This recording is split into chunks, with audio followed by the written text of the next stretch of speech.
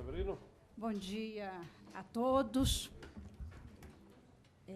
Desejo boas-vindas a todos os conselheiros e registrando com alegria a presença do conselheiro Paulo de Tarso Sansaverino, que veio em substituição ao ministro Humberto Martins, também conselheiro, que não pôde comparecer à sessão por motivo justificado. E quero agora registrar o falecimento da irmã da doutora Eva, que é a diretora-geral, né, deste conselho, é a senhora Maria da Conceição Ferreira Barros, ocorrido no dia 21, mas com notícia apenas com a data de ontem, não é? Que foi encontrada, que faleceu em casa, estava só, no sábado à noite, o que tudo indica, sim. E que só ontem foi encontrado o seu corpo. Então, eu estou propondo que seja encaminhado voto de pesar à família por tão lamentável perda. E comunico também a todos que o velório será a partir das 10 horas, né, dessa manhã, seria a partir das 10 horas, neste momento, não é? E o sepultamento será às 16 horas e 30 minutos no cemitério local. Em seguida, submeto a ata da sessão anterior à aprovação do colegiado. Apenas para conhecimento do ministro Paulo de Tarso Severino, essa ata é disponibilizada e todos têm conhecimento. Então, indago dos ilustres conselheiros se todos estão de acordo com a aprovação da ata. De acordo. Então, ata aprovada.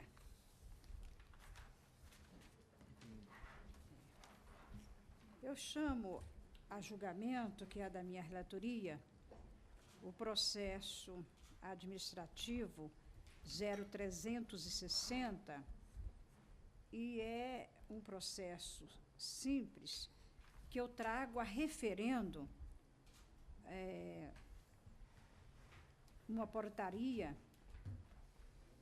que dispõe sobre a designação de juízes federais da Terceira Região para compor como membros efetivos e suplente no biênio 2016-2018 a turma nacional de uniformização dos juizados especiais federais. Então, submeto à aprovação dos eminentes pares. Todos estão de acordo? De acordo. Então, profiro a decisão, proclamo a decisão. O Conselho, por unanimidade, referendou a portaria. O segundo processo, que também é da relatoria da presidente, eu trago também para referendo uma decisão que proferi e que autorizou a alteração e a atualização do plano de obras consolidado da Justiça Federal para o período de 2016 e 2019 e a ampliação do valor atualmente previsto para os serviços de modernização do edifício do Tribunal Regional Federal da 2ª Região. Também foi disponibilizado e eu indago dos eminentes conselheiros se estão de acordo. De acordo. Todos de acordo? De acordo. Então, proclamo também o resultado. O Conselho, por unanimidade, referendou a decisão. Eu chamo também da relatoria da presidente processo número, que é o número 3 da pauta, né? O processo número 0023 também de 2016. E ele também é um caso bem comum que acontece aqui no Conselho, repete aqui no Conselho, diz respeito ao referendo, proferir uma decisão, não é? Que foi solicitado créditos adicionais suplementares das unidades da Justiça Federal referentes aos meses de outubro e novembro de 2016. Em decorrência disso, trago a referendo as resoluções aqui com números relacionados, resoluções número 418, 419, 420, 421 e 422. Indago os eminentes conselheiros se estão de acordo. De acordo. Então, proclamo o resultado. O Conselho, por unanimidade, aprovou as solicitações de créditos adicionais suplementares e referendou as resoluções resoluções CJF, né, números 418, 419, 420, 421 e 422. O processo também número 4, que é até o número 025, esse é um processo antigo, mais antigo, é de 2012, e eu trago uma proposta, ele foi uma proposta de alteração do artigo 51, parágrafo único, da resolução CJF número 4, de 14 de 2008. E esse processo se tratava de um pleito de atualização em 10% da indenização de transporte do cargo de analista judiciário, especialidade e execução de mandatos, né? Em consequência, em consequência assim, do pleito, nesse sentido. Como esse processo foi analisado anteriormente e voltou em pauta para apreciação, eu gostaria de fazer o voto, apenas para conhecimento também dos presentes, do plenário, que o voto também está disponibilizado. E eu, no voto, eu estou esclarecendo que, na sessão do dia 7 de abril do corrente ano, este colegiado indeferiu o pleito de diversas entidades representativas de servidores ocupantes do cargo de analista judiciário, área judiciária, que trabalhavam na especialidade de execução de mandados, que pleiteava a majoração do valor de indenização de transporte. Na ocasião, o plenário, por maioria, decidiu a matéria nos termos do voto vista do conselheiro Mauro Campbell Marques, que, uma vez verificada a indisponibilidade orçamentária, indeferiu o pleito de atualização em 10% do valor da indenização de transporte. Isso naquela época. Não obstante, na mesma ocasião, determinou-se, no mesmo voto, não é, a elaboração de novo método para o cálculo da indenização de transporte, para fins de inclusão na proposta orçamentária do exercício de 2017, a fim de atender ao reajuste da referida verba, e também deliberou-se que, em havendo melhora no cenário financeiro em 2016, fosse ainda neste exercício implementado o aludido incremento. Em cumprimento à parte da decisão do egrégio colegiado, os autos foram remetidos às áreas técnicas do CJF. Nesse interim, a Federação Nacional das Associações dos Oficiais de Justiça Avaliadores Federais, a FENASSOJAF, requereu a majoração da indenização de transporte. Novo pleito para R$1.904,31, em face Esse pleito foi motivado pela uma atualização desse valor na Justiça do Trabalho ou o fornecimento de carro oficial para os servidores que renunciarem o recebimento da referida indenização. Então, havia aquele outro pleito e eles vieram com um novo pleito pedindo uma atualização em face de ter havido uma atualização na Justiça do Trabalho, ou então eles pleiteavam um carro oficial para a realização dos serviços aos servidores, aos analistas que renunciaram ao recebimento da referida indenização.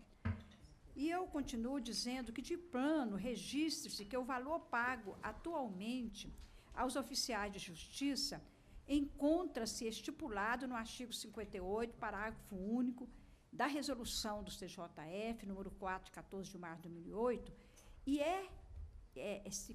equivale ou importa no valor de R$ 1.344,97. Estando sem majoração a longa data, o colegiado, ao aprovar a proposta orçamentária do Conselho e da Justiça Federal de primeiro e segundo graus para o exercício de 2017, incluiu o valor de R$ 4.250.000, referente à previsão do impacto orçamentário para o reajuste de 10% no valor da indenização de transporte, só apenas o valor de 10%. E quanto à estimativa para o cálculo da indenização de transporte, a Secretaria de Gestão de Pessoas apresentou novo método, o qual considera, para fins de composição do total a ser indenizado pela administração, um percentual de 20% ao ano, sobre o valor do veículo 0 quilômetro, somado ao custo de manutenção estimado, conforme pacotes básicos de peças e serviços, e acrescido ao final de 1.467 litros de combustível. Isso está sempre esclarecido ali as folhas nos autos. Na proposta, a citada secretaria utilizou como paradigma um veículo de serviço comum da categoria C, nos termos da resolução número 72, de 26 de agosto de 2009, no valor de R$ 49.900, e feito isso, a unidade chegou ao valor de R$ 1.499,64. Em que pese a Secretaria de Gestão de Pessoas ter apresentado um valor pouco superior àquele aprovado para a proposta orçamentária, exercício 2017, a própria unidade entendeu pertinente a majoração em 10%, o que corresponde ao valor de R$ 1.479,47 para a indenização de transporte. A assessoria jurídica, em seguida, manifestou-se pela regularidade da majoração sugerida pela SGP, conforme disponibilidade orçamentária. Não obstante, sugeriu, após deliberação quanto à majoração oral pretendida, que sejam os autos restituídos à Secretaria de Gestão de Pessoas para, diante da complexidade do tema, a realização de estudos mais profundos que viabilize a adoção de políticas economicamente adequadas para a indenização pelo uso de veículo próprio. Apesar da majoração da indenização de transporte em 10% já ter sido incluída na proposta orçamentária em exercício 2017, a qual já foi aprovada, repito, na sessão de 8 de agosto do corrente ano, o cenário econômico exige parcimônia com os gastos públicos, razão pelo qual entendo pertinente compartilhar com o plenário a ratificação do aumento dessa despesa de custeio. Por isso que eu trouxe, então, os autos para apreciação do plenário. Especificamente, em relação ao novo pleito da FENASSOJAF, no valor de R$ 1.904,31, com base na atualização do TST, a unidade orçamentária entendeu que, para o presente momento, devido às restrições orçamentárias, não se mostra viável, tendo em vista que o impacto ensejaria um dispêndio anual adicional de 19 milhões de reais. Então, diante do exposto, voto por ratificar a atualização de 10% da indenização de transporte do cargo de analista judiciário, especialidade de execução de mandados, e, consequentemente, indefiro por hora o pedido da FENASSOJAF. Em tempo, voto ainda para determinar a restituição dos autos às unidades técnicas deste Conselho, para que promova estudo mais aprofundados atinentes à indenização de transporte. E, por fim, apresento proposta de minuta da alteração da Resolução CJF número 4, de 14 de março de 2008, que veja a data da resolução, bem antiga, contemplando a majoração da indenização de transporte para R$ 1.479,47. Ressalvo, por fim, que a alteração proposta surtirá efeito a partir do exercício de 2017, sem prejuízo de que, ainda no ano de 2016, havendo disponibilidade orçamentária, seja operado o reajuste em relação a uma ou mais competências.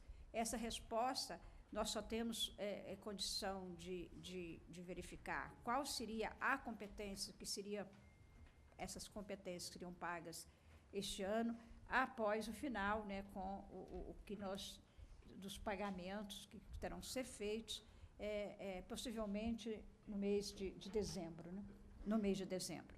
E será, então, pago isso relativo a cada competência. Eu indago dos eminentes conselheiros como se estão de acordo com o voto ou se quer mais esclarecimentos. Senhora Presidente, egrégio Conselho, a situação dos oficiais da Justiça Federal realmente preocupante.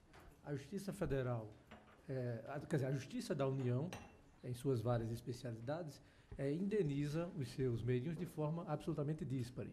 Enquanto um oficial de justiça da Justiça do Trabalho percebe R$ 1.900 por mês, o nosso hoje recebe 1.000 e poucos, estamos majorando para 1.400. Né? O da Justiça Eleitoral também percebe mais do que os nossos. E, se fosse entrar no mérito, talvez o nível de risco, os locais onde são cumpridas as diligências, o que reflete no valor da indenização, são bem mais inóspitos, bem mais perigosos. O nível de risco a que se submete é muito pior.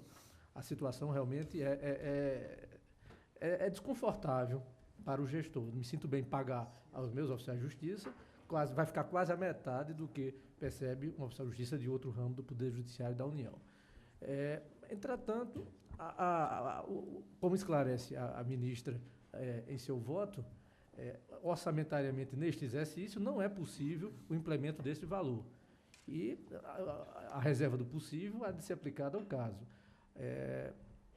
O que eu gostaria de ponderar é que, principalmente, a parte do voto da ministra, da conselheira presidente, é bem interessante, porque determina que sejam feitos reais estudos no sentido de tentar viabilizar as que se chegue a essa isonomia. Então, somente esse reforço, eu gostaria de deixar registrado o reforço, no sentido dessa recomendação, para que não apenas se faça estudos para ver dentro do orçamento, se é possível, a obtenção desse recurso, mas que um trabalho efetivo no sentido de que se assegure essa isonomia entre os oficiais de justiça da União. Do mais, eu concordo integralmente com o voto de Vossa Excelência. Agradeço a Vossa Excelência. Posso, então, proclamar o resultado? O Conselho, por unanimidade, aprovou a alteração da Resolução CJF nº 4, 2008, bem como os demais procedimentos adotados nos termos do voto da conselheira presidente.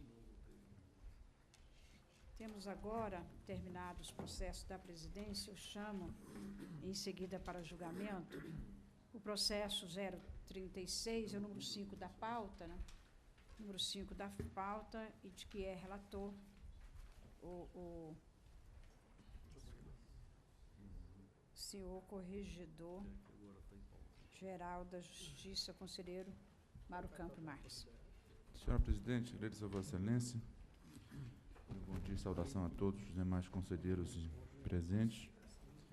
Senhora presidente, trata-se de relatório de inspeção realizada no Tribunal Regional Federal da 5ª Região, ainda na gestão do eminente ministro Aldo Fernandes, e que eu trago relatório para deliberação deste plenário, que, ao fim e ao cabo, senhora presidente, já o voto diretamente, digo que não foram encontradas falhas, irregularidades ou indícios de infrações disciplinares na forma preconizada no artigo 72 do Regimento Interno da Casa. Não obstante essa constatação, a emissão do Corregedor-Geral propor ao plenário do CJF as medidas que visem ao aprimoramento da prestação judicional naquela Corte Regional, razão pela qual, nos termos do 63 do Regimento da Casa, apresento as seguintes proposições a título de determinações ao presidente do Tribunal Regional Federal da 5ª Região, sem prejuízo das recomendações contidas nos relatórios individuais das unidades inspecionadas. A primeira delas é apresentar... Um minuto só, presidente.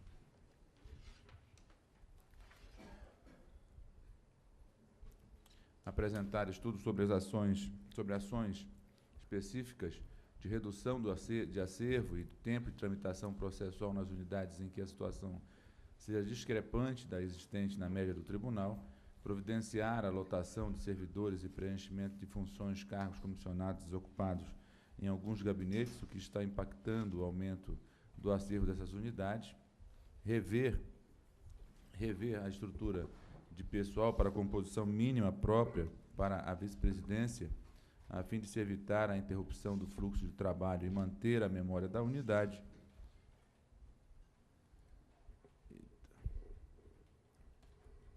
Aprimorar as técnicas de coleta de dados no PJE, para que o setor de estatística forneça informações atualizadas e padronizadas às unidades do tribunal, sendo essencial que possam ser emitidas por meio de relatórios gerenciais, de forma simples e ágil, conforme especificado no relatório da unidade.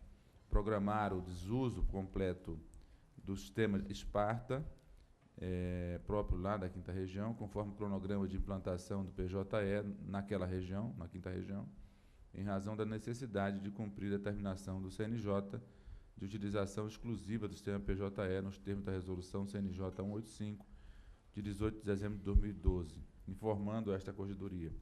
Melhorar os procedimentos de controle de prevenção, adotando-se critérios adicionais por nome da parte, pessoa física, jurídica e do número do CPF ou CNPJ, natureza da ação e assunto, além de analisar a possibilidade de...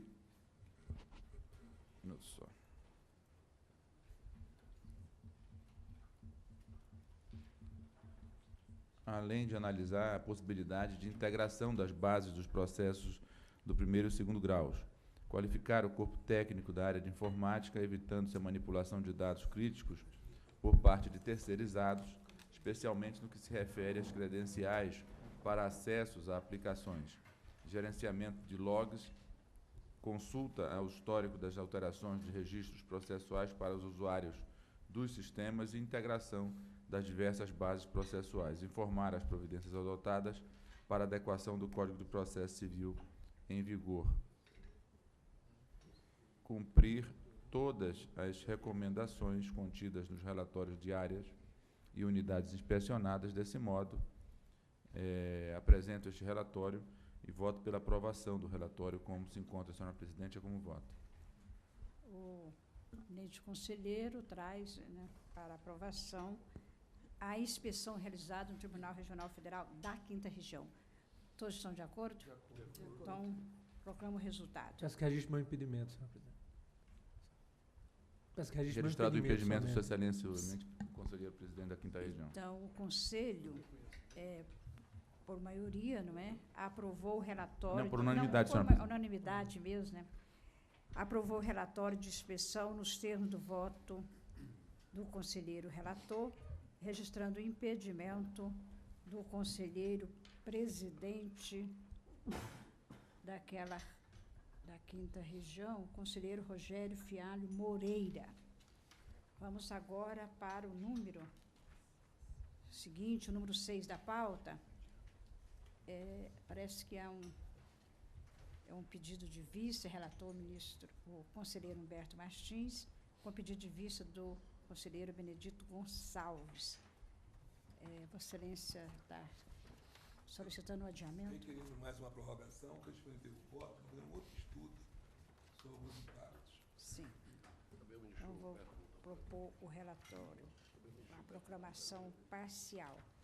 Então, o Conselho, por indicação do conselheiro Benedito Gonçalves, decidiu adiar o julgamento da matéria, porque todos estão de acordo, né? Todos estão de acordo. E chamo agora o número 7, seguinte, 029, que é relator o conselheiro Hilton Queiroz, que tem a palavra, Excelência. Agradeço, senhora presidente. O voto está disponibilizado, embora ainda sujeito a alguma correção de texto, vernáculo ou alguma imprecisão de palavra, mas disponibilizado eu vou apenas resumir para tornar público que é objeto desse processo, que resulta, conforme o relatório, conforme relato da Secretaria de Gestão de Pessoas deste egrégio Conselho, através do parecer CJF PAR 2016-00361, da chefe da seção de orientações normativas, resulta este processo dos seguintes fatos que foram assim sintetizados.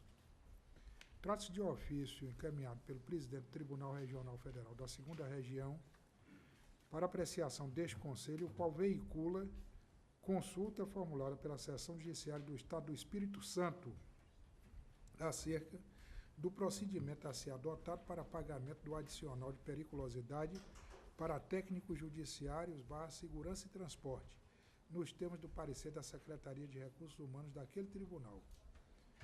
Em apertada síntese, os requerentes fundamentam o pedido no que entendem como reconhecimento, através do mandado de injunção número 840, das atividades do agente de segurança como sendo de risco, na medida em que a realizam com o manejo de arma de fogo, e na medida provisória 568/2012, que teria definido o quantum do adicional de periculosidade.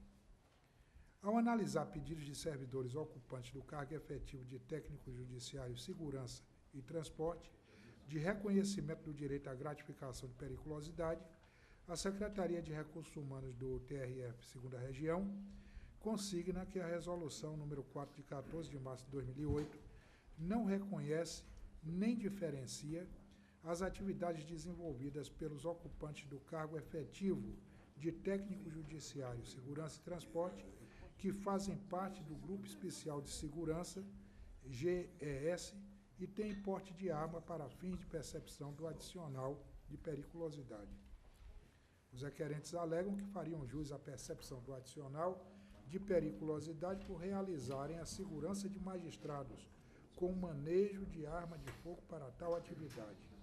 Ocorre que a citada legislação não menciona especificamente tal atividade para fins de percepção do referido adicional, sendo consideradas atividades ou operações perigosas aquelas que, por sua natureza ou métodos de trabalho, impliquem o contato permanente com inflamáveis, explosivos ou eletricidade em condições de risco acentuado, nos termos da citada resolução do CJF. No âmbito da Justiça Federal de primeiro e segundo grau, não existem precedentes de concessão do referido adicional por ocupantes do cargo de agente de segurança, uma vez que aplicamos a mencionada resolução do CJF. A título de complemento, diz a autora do parecer, cujo relato estou adotando, a título de comparecimento, informo que a Lei 12.740, de 8/12/2012, que alterou o artigo 193 da CLT, trouxe a previsão de uma nova atividade considerada perigosa, a atividade que, por sua natureza ou método de trabalho, exponha de forma permanente o trabalhador a roubos ou outras espécies de violência física nas atividades profissionais de segurança pessoal ou patrimonial. Desse modo, a referida lei permitiu que a profissão de vigilante pudesse ser considerada uma atividade perigosa, possibilitando que seus profissionais, preenchidos os requisitos do artigo 193 da CLT, recebam o adicional de periculosidade. Contudo, ressalta que a profissão de vigilante é regulamentada pela Lei 7.102 de 1983, que exige uma série de requisitos previstos em seu artigo 16, além de ser fiscalizada pelo Departamento de Polícia Federal, artigo 17, grifos no original. Sugere, ao final, sejam os autos encaminhados a este Conselho para verificar a viabilidade de alteração da citada resolução em face do disposto na Lei 12.740 de 2012. A conclusão desse parecer foi: considerando que o percentual fixado para a gratificação de atividade de segurança, GAS, é superior ao do adicional de periculosidade, e ainda que na legislação trabalhista, aqui considerada por analogia, o legislador cuidou de ressalvar que serão descontados ou compensados do adicional outras parcelas da mesma natureza, eventualmente já concedidos, artigo 193, parágrafo 3º da CLT, salvo o melhor juízo, a nossa conclusão é no sentido de não ser devido o adicional de periculosidade para os agentes de segurança em razão das alterações introduzidas pela Lei 12.740 de 2012. O parecer CJF-PAR 2016-0047 da assessoria jurídica manifestou-se do mesmo modo.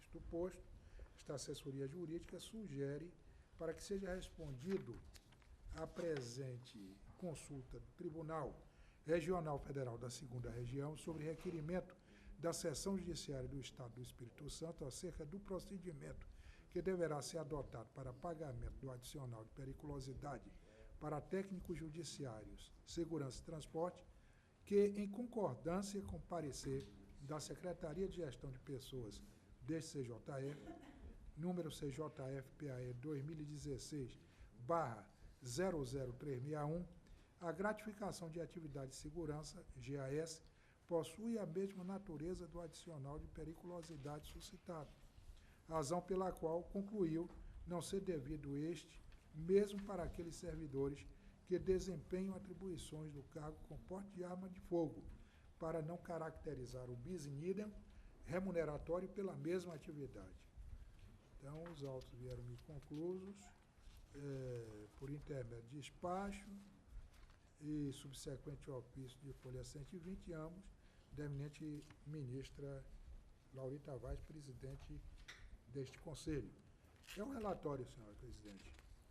No voto, eu transcrevo, e aí vou resumir, a Lei 8.112/90, artigo 68 desta lei, artigo 69, artigo 70, artigo 71, artigo 72, e ainda a Lei 8.720 de 91, dizendo que o conceito e a natureza do adicional de periculosidade são remetidos para a legislação trabalhista, conforme o artigo 1º do Decreto-Lei 1873/81 e o artigo 1º do Decreto número 97.458/89, o que motivou a provocação dos requerentes, na medida em que o artigo 193 da CLT foi modificado pela Lei 12.740 de 8 de dezembro de 2012. Transcrevo esse dispositivo com alteração que sofreu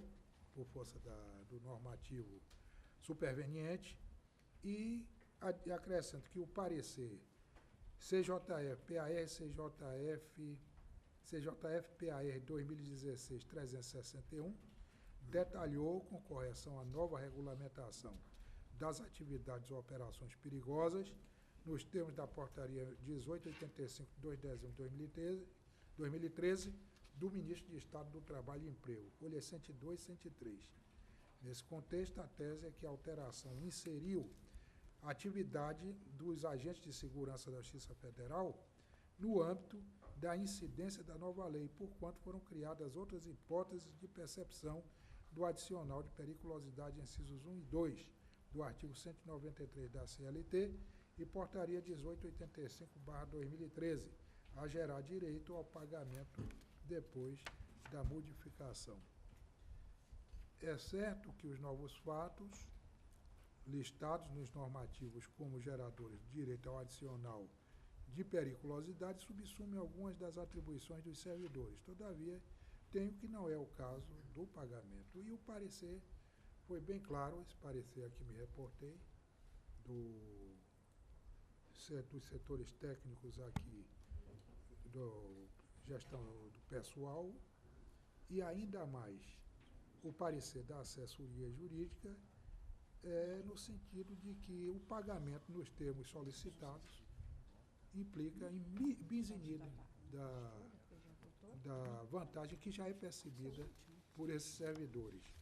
E assim, sintetizando, porque poderia ler tudo, mas até porque o voto está disponibilizado, embora, como disse, sujeito a ainda alguma correção de texto e de palavra, mas eu voto no sentido de responder à consulta do egrégio TRF da 2ª Região, esclarecendo que a gratificação de atividade de segurança GAS possui a mesma natureza do adicional de periculosidade, motivo pelo qual este não é devido com a alteração promovida pela Lei 12.740, de 8 de dezembro de 2012, mesmo para os servidores que desempenham atribuições do cargo com porte de arma de fogo, a fim de não se caracterizar o bis in idem remuneratório pela mesma atividade. E eu voto, senhora presidente. O voto também foi disponibilizado, não é? E agora ele fez a leitura. Eu indago os eminentes conselheiros se todos estão de acordo ou colho os votos. De acordo. Todos estão de acordo? Então, posso proclamar o resultado.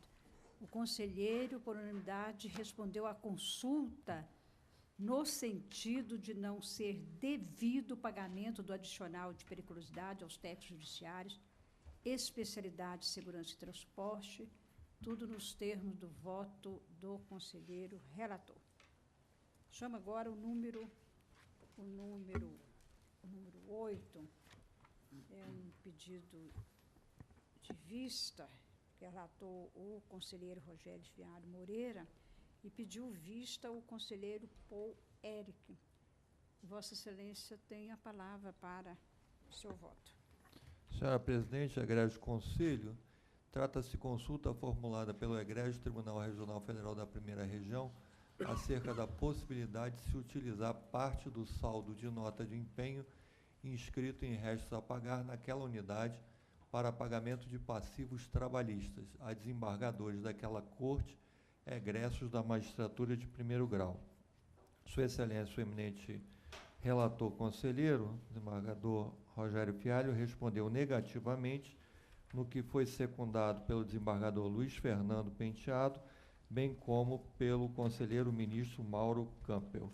Pedi vista. Digo eu no núcleo do voto, não se discute o direito, a legitimidade, a liquidez e certeza dos passivos trabalhistas referentes à parcela autônoma de equivalência, PAI. A controvérsia é apenas quanto à utilização de saldos de nota de empenho, restos a pagar, por uma determinada unidade gestora do TRF1, a fim de quitar passivo apurado em outra unidade gestora, já que tal procedimento não é o usual e reconhecido por esse Conselho da Justiça Federal, o que poderia acarretar violação à isonomia. Como bem dito pelo ilustre ministro Mauro Campbell, aspas, em relação à sistemática orçamentária adotada pelo Tribunal de Contas da União, poderia ser cogitado autorizar a liberação dos valores orçamentários constantes da rubrica restos a pagar, no caso ora analisado, sob o fundamento de que aquele Tribunal de Contas considera cada Tribunal Regional Federal e suas respectivas seccionais como um órgão orçamentário único. Todavia, essa conclusão preliminar não autoriza o pagamento pretendido, uma vez que a definição de órgão orçamentário único é restrita aos efeitos do artigo 20 da Lei de Responsabilidade Fiscal, ou seja, exclusivamente para fins de fixação dos limites da rubrica referentes a gastos com pessoal do mesmo exercício financeiro, sendo que a parcela em análise pertence à rubrica passivo trabalhista de exercícios anteriores. Prossigo eu. Portanto, para a finalidade pretendida na presente consulta, o egrégio Tribunal Regional Federal da Primeira Região e suas seções judiciárias constituem unidades gestoras distintas, e o passivo trabalhista é direito constituído em uma unidade gestora, não podendo ser quitado mediante a rubrica saldo de nota de empenho de restos a pagar de outra unidade gestora. Por fim, conforme entendimento do Tribunal de Contas da União, a autorização do pagamento mediante posterior ressarcimento somente é permitida nos precedentes, quando houvesse ocorrido destaque orçamentário anterior pela unidade gestora responsável, o que não se deu nessa hipótese. Em conclusão, são estas as razões que me levam a acompanhar o voto do eminente relator. É como voto. A matéria foi muito bem já esclarecida, né, agora também com o pedido de vista do conselheiro, e todos estão de acordo que já há apenas o voto vencido do conselheiro, vencido, aliás, divergente do conselheiro Hilton Queiroz, não é? Posso proclamar, então, o resultado? A doutora Cecília ainda não votou? Não, eu também acompanho o senhor relator, senhora presidente. Sim. Então, Vossa Excelência acompanha o relator. Perfeitamente. O ministro Paulo de Tarso não vota, né? É porque também o ministro que Vossa Excelência está substituindo, o conselheiro, já votou. Ah, então não. Já votou. Então, eu vou proclamar o resultado. Prosseguindo o julgamento, o Conselho, por maioria, respondeu à consulta negativamente nos termos do voto do relator.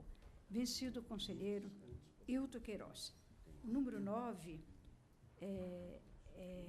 151, que é relatora a conselheira Cecília Marcondes. E Vossa Excelência tem a palavra. Obrigada, senhora presidente. Trata-se de procedimento de controle administrativo iniciado a partir da petição formulada pelo servidor Mário Antônio Lima Riso, analista judiciário da área judiciária especializada, oficial de justiça avaliador federal, vinculado à Justiça Federal da 4ª Região, por meio da qual insurge-se contra o ato administrativo, abro aspas, né, ato administrativo que negou a minha remoção e minha licença para acompanhar cônjuge, esta última com exercício provisório, alegando a prática da suposta ilegalidade do Tribunal Regional Federal daquela região, consistente em dar tratamento diverso a situações fáticas e jurídicas idênticas. Destaque o interessado, em síntese, que ocupava cargo de analista, pertencente ao quadro de pessoal da Seção Judiciária do Estado do Paraná, tendo lotação na subseção de Cascavel, na mesma cidade em que sua companheira Letícia Bastos, servidora do Tribunal de Justiça do Estado do Paraná, exercia suas atividades.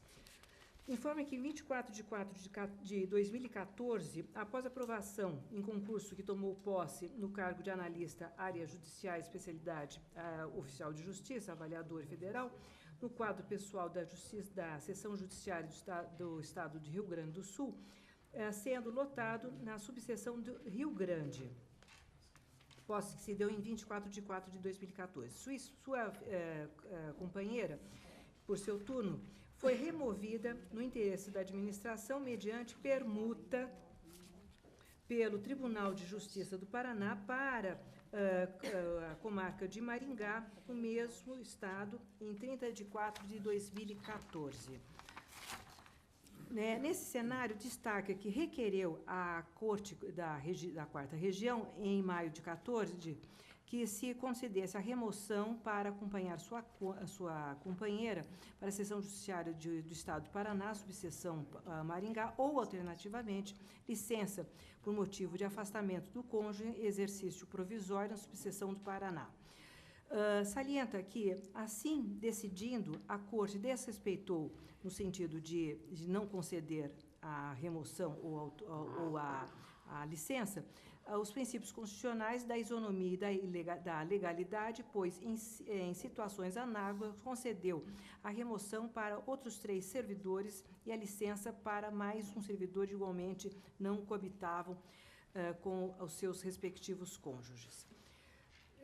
E ainda diz que, em que assim se consignou, e ainda a respeito de uma decisão de um procedimento administrativo, diz que não há óbice para que o servidor requeira remoção para acompanhar cônjuges, mesmo que estivessem em subseções diversas, uma vez que a legislação não faz exigência à coabitação apenas de que mantenham o matrimônio. No que toca à licença por motivo de deslocamento, destaco que tão pouco se aplica tal requisito à coabitação, exigindo-se apenas que o afastamento tenha ocorrido na constância do casamento. Cita que a mesma Corte Regional, contudo, embora lhe tenha negado a concessão, citada licença, deferiu pedido análogo ao servidor José Omar Abdo, em 3 de 4 de 2014. Requer, assim, seja declarada nula a decisão proferida nos autos do processo administrativo indicado, deferindo-se o seu pedido de remoção para acompanhar cônjuge ou, alternativamente, seu pedido de licença por motivo de afastamento do cônjuge com lotação provisória. Os autos foram instruídos pelo requerente com cópias de documentos pertinentes aos processos, da cópia dos autos do processo número indicado, em que se apreciou o pedido do servidor no âmbito do Tribunal Regional Federal da 4ª Região, vê-se que o Conselho da Administração daquela Corte indeferiu por maioria de votos a pretensão deduzida, vencido o relator. Eu trago aqui à baila a decisão e uma parte mais importante diz. No caso da separação ou da unidade familiar, ocorreu pelo fato de o servidor requerente ter assumido o cargo em localidade diversa da residência do casal, abrindo mão de qualquer coabitação, não havendo como postular a alteração de sua lotação com base nesta mesma unidade familiar. Cientificado da certidão da decisão, o servidor apresentou pedido de reconsideração, que foi, mais uma vez, negado por unanimidade nessa feita. Além disso, contra a decisão proferida pela Corte Especial, o interessado apresentou procedimento de controle administrativo, objeto de presente análise, alegando, em suma, a violação dos princípios constitucionais da legalidade e da isonomia. O presente procedimento de controle administrativo foi inicialmente distribuído à Corregedoria Geral da Justiça, que após colheita de informações do presidente do Tribunal Regional Federal da 4ª Região, em seu despacho aqui indicado, afastou sua competência para apreciar a matéria.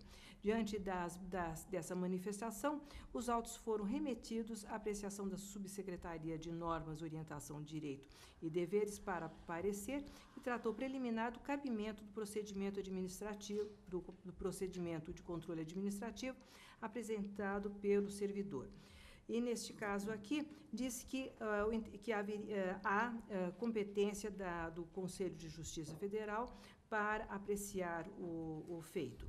E, quanto ao mérito, consignou inicialmente que a inexistência da coabitação anterior ao deslocamento por si só não afasta a possibilidade de remoção com base na norma do artigo 36, parágrafo 1º, parágrafo único, inciso 3, a linha A da Lei 8.112, porquanto não cabe à administração impor a exigência se a lei assim não estabelece. Todavia, entendeu que pelo indeferimento dos pedidos de remoção e de licença, tendo em vista o que, em primeiro lugar, porque a remoção da companheira por permuta não se enquadra na hipótese de deslocamento no interesse da administração, que constitui um dos requisitos para a concessão da remoção.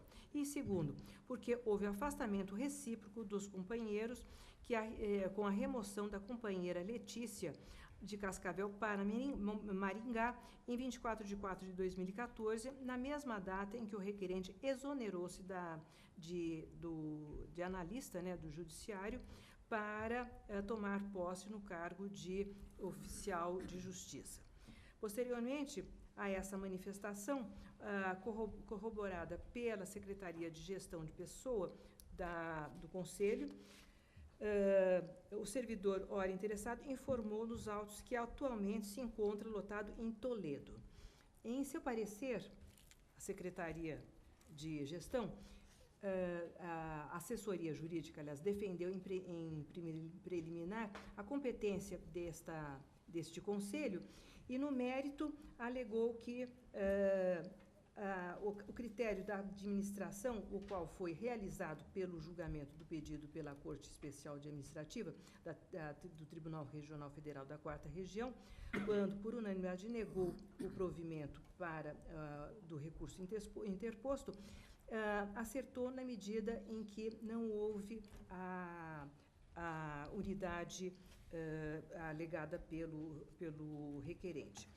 E outro sim ainda, em razão do que se trata aqui no procedimento de controle administrativo, há que se verificar que o ato administrativo do Conselho, do Tribunal, conforme sua competência discricionária, contrariou os princípios gerais da Judiciária, aquele estabelecido no artigo 37, bem como a legislação vigente e as deliberações do Conselho da Justiça Federal, sem prejuízo da competência do Conselho Nacional de Justiça e do Tribunal de Contas.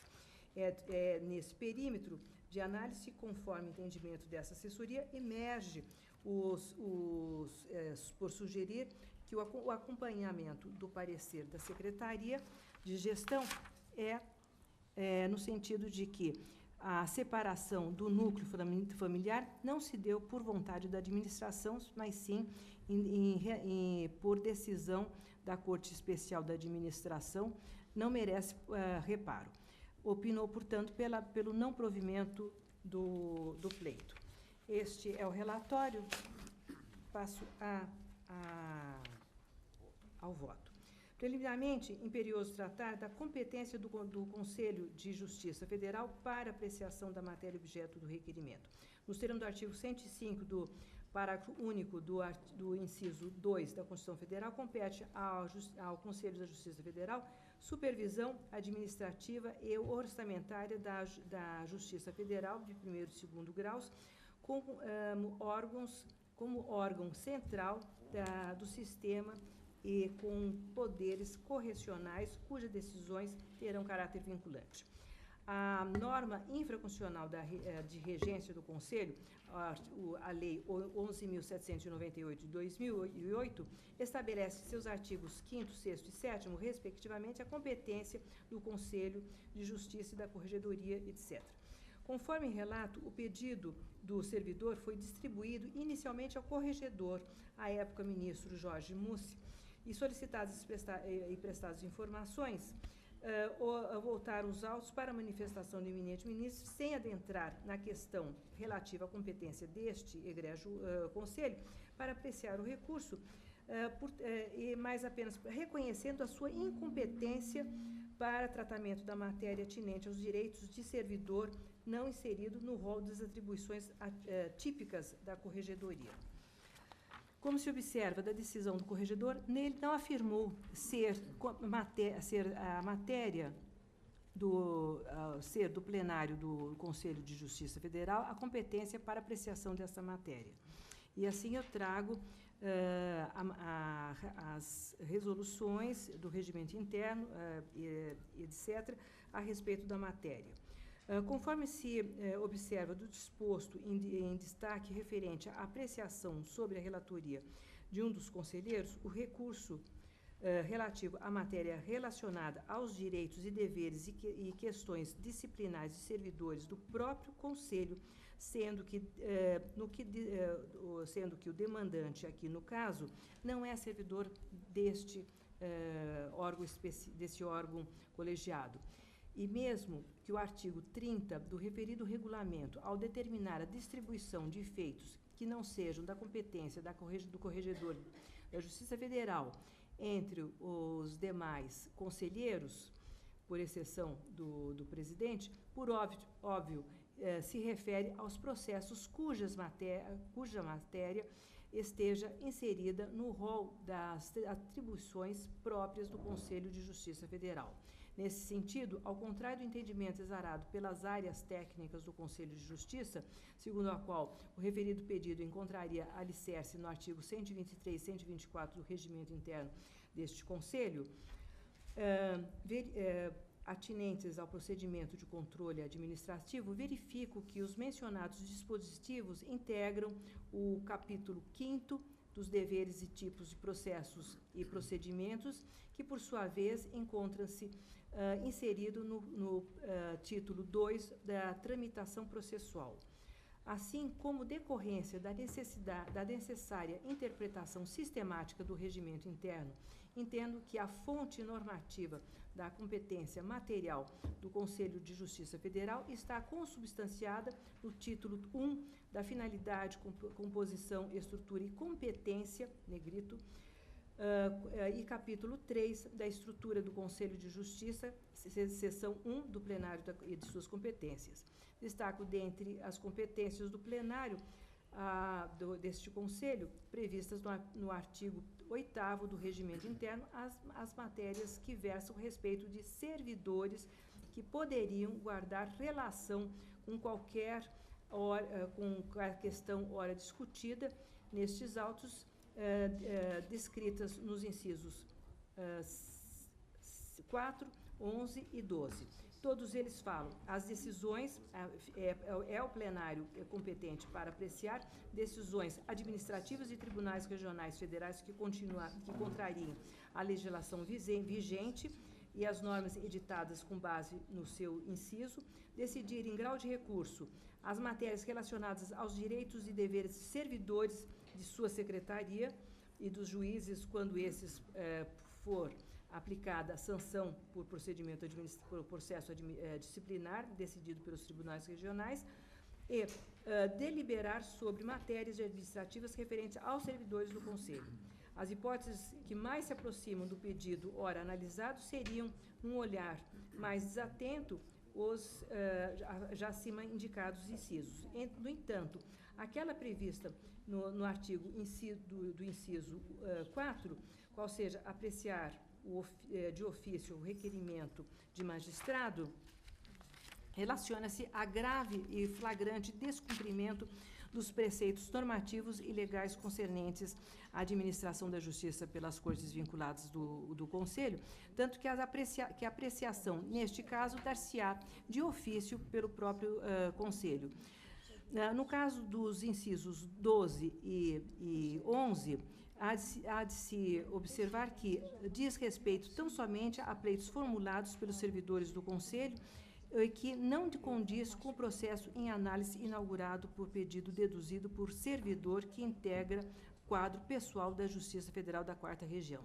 Nesse sentido, cito precedente contido no processo aqui indicado, que veiculou pedido formulado por servidor vinculado à subseção judiciária de Santarém, acerca da incidência de contribuição previdenciária e do voto proferido pelo eminente ministro relator, conselheiro Marcelo Navarro, acolhido por unanimidade pelo Conselho, destaco o seguinte excerto, e que a minha conclusão, que a conclusão foi a seguinte: é corroborada ainda pela autonomia institucional conferida pela Constituição Federal dos Tribunais, aos quais compete a apreciação dos pedidos individuais formulados por servidores, a teor do artigo 96, inciso 1, a linha F da Constituição Federal, cumpre privativamente aos tribunais conceder licença, férias ou outros afastamentos e membros aos juízes e servidores que lhe forem imediatamente vinculados.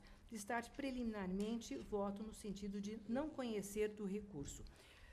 Eu destaco a preliminar. A eminente relatora vota, em primeiro lugar, pelo não conhecimento do recurso, né? E como, eu vou colher os votos, porque tem uma preliminar aí, como vota o conselheiro Luiz Fernando Penteado. Eu acolho a preliminar, senhora presidente. Acolhe a preliminar. O conselheiro Rogério Fialho. Senhora presidente, egrégio conselho, esse tema é por demais relevante, né? Porque diz respeito à própria natureza dos procedimentos de controle administrativo, né? Os tribunais regionais federais são dotados de autonomia administrativa. Se este conselho admitir recurso das decisões dos respectivos conselhos de administração, não vou nem entrar no mérito da autonomia dos tribunais, mas inviabilizaria o próprio funcionamento deste conselho, que é pensado para uma supervisão genérica. A missão constitucional é uma supervisão orçamentária, financeira e administrativa da Justiça Federal, e não como mais um órgão administrativo dos recursos. Imagine-se, cada decisão do diretor de subseção judiciária em matéria administrativa, couber recurso para o diretor do fórum, como há, da decisão do diretor do fórum, cabe recurso para os conselhos de administração e mais um novo recurso para cá, em casos de matérias do dia a dia da administração, do cotidiano da administração das cortes regionais, como é o caso concreto. Um servidor teve seu pedido de remoção denegado. Toda quarta-feira no Conselho de Administração do TRF são apreciados 8, 9, 10 processos desse tipo, né? Imagine se cada decisão dessa houvesse a possibilidade de revisão pelo Conselho da Justiça Federal. Eu penso que o procedimento de controle administrativo é, como o próprio nome indica, para aquelas ações dos tribunais regionais federais em que haja necessária uma intervenção de controle e não de revisão do mérito administrativo. Quando vi a pauta, eu revisitei o voto do então presidente Marcelo Navarro e com a percussência de sempre, como é o voto também de Vossa Excelência, ele traz bem essa distinção, o que é que seriam os processos de mero dia a dia administrativo daqueles outros em que seria possível a intervenção do Conselho da Justiça Federal como instância de supervisão. Então, com essas rápidas considerações, eu acompanho inteiramente a preliminar suscitada pela conselheira Cecília Marcondes. Agradeço, Vossa Excelência. Como vota o conselheiro Mauro Campo Marques? Com a relatora, senhora presidente, pela preliminar até aqui. Como vota o conselheiro Benedito Gonçalves? Com a relatora, não conhecendo. Conselheiro Raul Araújo. Então, senhora presidente, trata-se de ato sujeito à conveniência e oportunidade da administração. Também entendo como eminente relatora que não temos competência para apreciá-lo. Acompanha a relatora. Conselheiro Paulo de Tarso Severino. Eu também acompanho a relatora com os acréscimos feitos pelo conselheiro Rogério Fialho. Conselheiro Hilton Queiroz. Com a relatora. Conselheiro Paul Érico. Com a relatora. Conselheiro Luiz Fernando Penteado. Já votou, senhor. Encerrou. Acompanha a relatora. Então, proclamo o resultado. O Conselho, por unanimidade, não conheceu do pedido nos termos do voto da conselheira relatora. E, por fim, chamo o processo 03 de 2012, de que é relator o conselheiro Luiz Fernando Penteado. Vossa Excelência tem a palavra. Senhora presidente, senhores conselheiros, trata-se de apreciar proposta de alteração de resolução deste colegiado com o objetivo de suprimir a exigibilidade da parcela de custeio do auxílio pré-escolar a cargo dos magistrados e servidores. A proposta de alteração do normativo surgiu em face de ofício da Advocacia Geral da União, por meio do qual foi encaminhado a este Conselho parecer com força executória sobre efeitos da antecipação de tutela concedida em favor da AJUF em processo em curso na 14ª Vara Federal daqui do Distrito Federal, se eu não me engano. Exato. A proposta acolhe a decisão que determinou que a União Federal se abstivesse de exigir a cota de participação no custeio pré-escolar recebido mensalmente pelos magistrados substituídos. Assim, considerando a jurisprudência pacífica no âmbito da Justiça Federal, consolidada em julgamento atual da Turma Nacional de Uniformização, em processo que refiro, no sentido de que, sem previsão legal, a União não pode cobrar do servidor público pagamento de custeio de auxílio pré-escolar, é a proposta alteração da redação do parágrafo único do artigo 75 e do parágrafo 3º do artigo 77 da Resolução número 4/2008 deste Conselho, e a revogação do artigo 86 e parágrafos do anexo 2º do referido normativo.